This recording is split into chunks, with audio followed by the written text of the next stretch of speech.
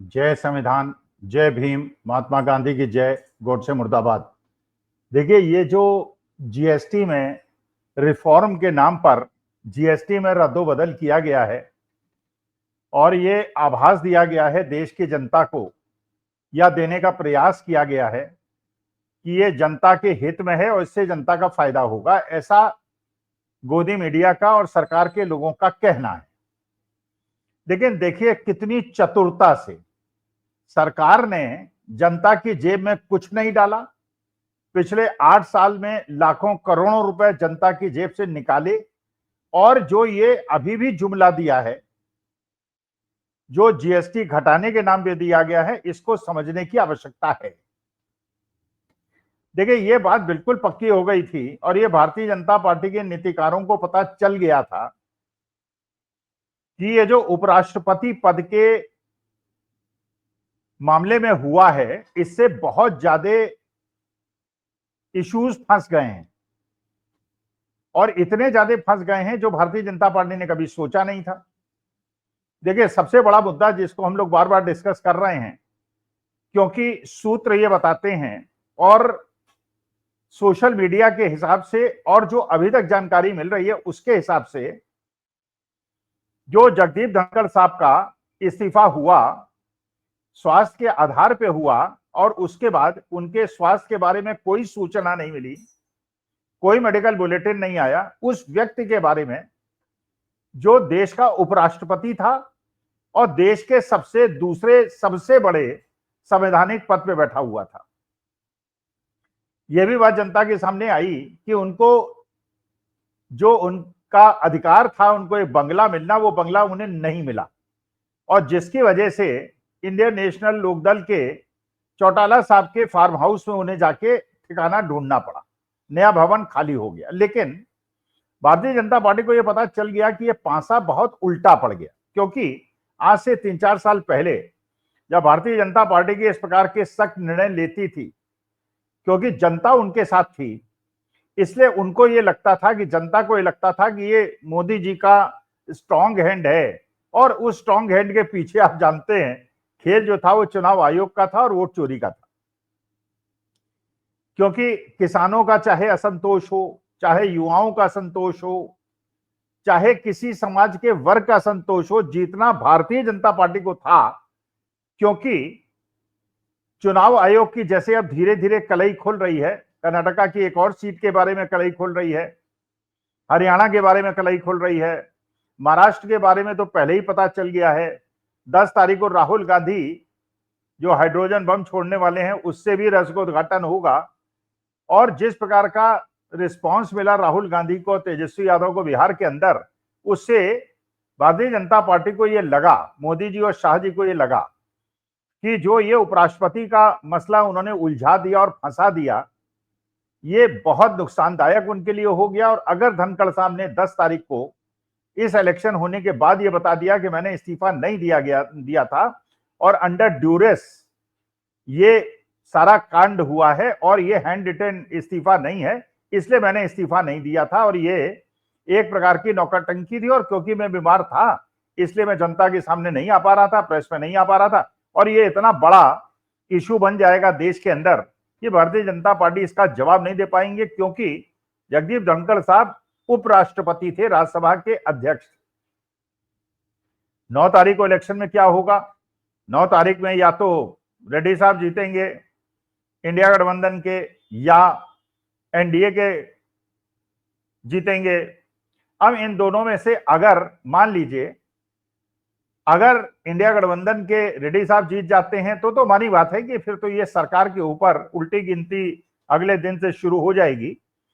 और ये सरकार किस दिन गिर जाए इसका कोई पता नहीं होगा। कि इसका मतलब यह है कि भारतीय जनता पार्टी के अंदर असंतोष अपनी सीमाएं क्रॉस कर चुका है, और इसके संकेत भी मिल रहे हैं। क्योंकि जिस प्रकार से भारतीय जनता पार्टी के एमपीज के अंदर सुगबुगाहट है, और तमिलनाडु की एक बहुत बड़ी मुस्लिम नेत्री ने भारतीय जनता पार्टी के ऊपर आरोप लगा दिया है, और साउथ के अंदर बहुत सारे ऐसे सांसद हैं जो मुस्लिम हैं, और उस महिला नेत्री ने कहा कि भारतीय जनता पार्टी के अंदर कोई मुसलमानों के लिए स्थान नहीं। चिराग पासवान, नीतीश कुमार, जगन रेड्डी, तो अगर इंडिया गठबंधन जीत गया तब तो उल्टी गिनती उसी दिन से शुरू हो जाएगी। अगर नहीं जीता और मान लीजिए कुछ ऐसा पता चला कि एनडीए की तरफ से कुछ क्रॉस वोटिंग हुई है, इसका माने इमारत की ईंटें सरकनी शुरू हो गई है और शायद फिर 3-4 महीने का टाइम लगे, या बिहार इलेक्शन फिर दूसरा पगवादा होगी जिसमें पता चलेगा कि अगर बिहार इलेक्शन के अंदर महागठबंधन जीतता है, अगर चुनाव आयोग हेराफेरी में सफल नहीं होता है, तो उसके बाद फिर 3-4 महीने के अंदर ये घटना घट जाएगी। अच्छा, अब सवाल यह है कि ये जीएसटी का मामला पासा फेंका क्यों भारतीय जनता पार्टी ने, वित्त मंत्री ने? क्योंकि उन्हें लग गया था कि एक तो बिहार के अंदर जो रिस्पांस मिल रहा है वोट अधिकार यात्रा का, उसका भी ट्रेमेंडस रिस्पांस है। मोदी जी को वो रिस्पांस नहीं मिल रहा, अमित शाह जी पंजाब जा रहे हैं, उनको वो रिस्पांस नहीं मिल रहा, और अपोजिशन को ये रिस्पांस मिल रहा है। अच्छा, ये भी बात पक्की है कि अब चुनाव आयोग के परों को इतना ज्यादा कतर दिया गया है कि वो कितना हेरफेर कर पाएगा, और जिसकी वजह से जो एनडीए के सहयोगी थे वो भारतीय जनता पार्टी के साथ जोड़ने की हिम्मत इसलिए नहीं जुड़ा पा रहे थे। उनको पता था कि चुनाव आयोग अपने हिसाब से काम करेगा, बेईमानी करा देगा और भारतीय जनता पार्टी को जिता देगा। लेकिन अगर वो बेईमानी नहीं कर पाएगा तो फिर जो सहयोगी दल है उनको क्या फायदा होगा? वो भी अगर निष्पक्ष चुनाव होगा तो वो तो ये देखेंगे कि हवा किधर बह रही है, किधर जनता उनके साथ है, और बिना हेरे फेरी के तो भारतीय जनता पार्टी जीत नहीं पाएगी। तो ये जीएसटी का पासा फेंका गया। अब ये जीएसटी का जो पासा फेंका गया, आप ये समझिए इसमें जनता के अलावा सबका फायदा है, कंज्यूमर्स के अलावा सबका फायदा है। भाई देखिए, 3 पक्ष हैं, एक जनता है, एक गवर्नमेंट है और एक उद्योगपति हैं, जो इंडस्ट्रीज वाले हैं, जो प्रोडक्शन करते हैं। अच्छा, ये भी आपको पता है कि करीब 2 लाख करोड़ पर मंथ का जीएसटी कलेक्शन होता था। अब ये जीएसटी परिवर्तन के बाद जब सरकार खुद ही ये कह रही है कि 48,000 करोड़ पर ईयर का हमें लॉस होगा, इसका माने 4,000 crore per year, which is hardly 1.52%, और वो भी नुकसान नहीं होगा। वास्तविकता में नुकसान इसलिए नहीं होगा कि जैसे किसान कहते हैं कि उनको एमएसपी दे दी जाए, क्योंकि उत्पादन के जो इनपुट कॉस्ट है वो बढ़ती चली जा रही है, इन्फ्लेशन बढ़ता चला जा रहा है 6% के हिसाब से हर साल, और उनके एमएसपी में जो, और एमएसपी में भी सारा माल नहीं बिकता, 7% बिकता है, वो 3-4% का होता है। लेकिन जो उद्योगों में उत्पादित चीजें होती हैं उनमें दाम नियत करने का अधिकार उद्योगपति के पास है। तो उद्योगपति फायदा कंज्यूमर को पहुंचाने की बजाय जीएसटी कम होने की वजह से वो अपने उत्पादों का दाम बढ़ा देगा, और उत्पादों का दाम बढ़ा देगा तो जीएसटी बढ़ जाएगी। मैंने 100 रुपए अगर उत्पाद है तो उसमें अगर 5% जीएसटी है तो पहले 105 का कंज्यूमर को मिलता, और अब क्योंकि 3% की जीएसटी हो गई लेकिन 105 रुपए का उसने माल कर दिया, तो वो कंज्यूमर को तो महंगा मिलेगा, लेकिन इंडस्ट्रीज अपने दाम बढ़ा के जो फायदा जीएसटी का कंज्यूमर को मिलने वाला था वो इंडस्ट्री खुद उठा लेगी।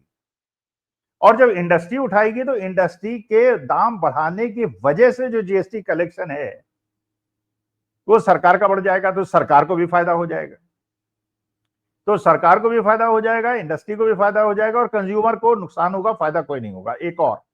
अच्छा, इसके अलावा जो सबसे बड़ा मुद्दा आजकल देश की जनता के सामने आ गया था, ज्वलंत रूप से आ गया था, कि अमेरिका ने जो टैरिफ लगाया है वो इसलिए लगाया कि भारत रूस से तेल खरीदता है,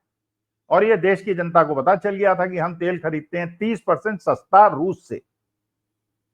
जब मनमोहन सिंह थे तो $140 पर बैरल के तेल पे हमको जो दाम पे पेट्रोल डीजल मिलता था आज की तारीख में,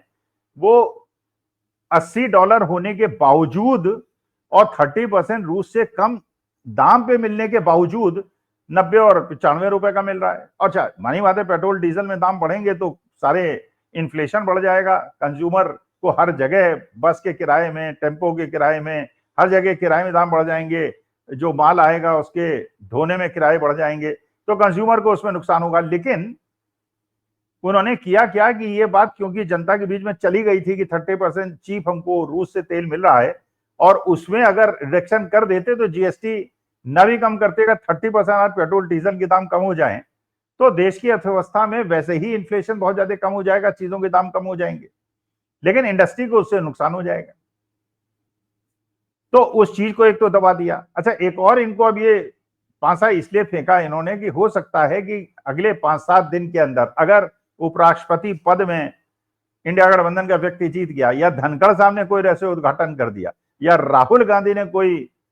बड़ी ऐसी सूचना ले आए, क्योंकि अभी तो बिहार के अंदर ही इतना तगड़ा रिस्पॉन्स मिल रहा है, केवल एक कर्नाटका की सीट के बारे में और हाइड्रोजन बम क्या होगा उसके बाद अगर पूरे देश के अंदर रिस्पॉन्स मिलेगा तो हो सकता है सरकार बदल जाए। और सरकार बदल जाए तो वो ना बदले, इसलिए जनता का रुख अपनी तरफ करने के लिए एक शगुफा छोड़ा गया कि हमने जीएसटी कम कर दिया, जबकि जीएसटी कम होने से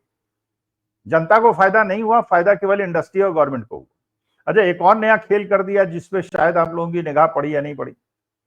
जो कोयले पे जीएसटी था वो 5% से बढ़ा के 18% कर दिया गया। अब आप जानते हैं भाई, इंडस्ट्री हो या कंज्यूमर हो, सबको बिजली की आवश्यकता है, बिना बिजली के काम तो कोई हो नहीं सकता। और 70% जो हमारे देश के अंदर बिजली का उत्पादन होता है वो कोयले से होता है। अच्छा, कोयले पे कब्जा किसका है आप जानते हैं, बहुत बड़े पूंजीपति का है। तो जीएसटी के दाम बढ़ने से गवर्नमेंट को तो रेवेन्यू का लॉस नहीं होगा अगर टोटल कैलकुलेशन करेंगे, बल्कि फायदा हो जाएगा। लेकिन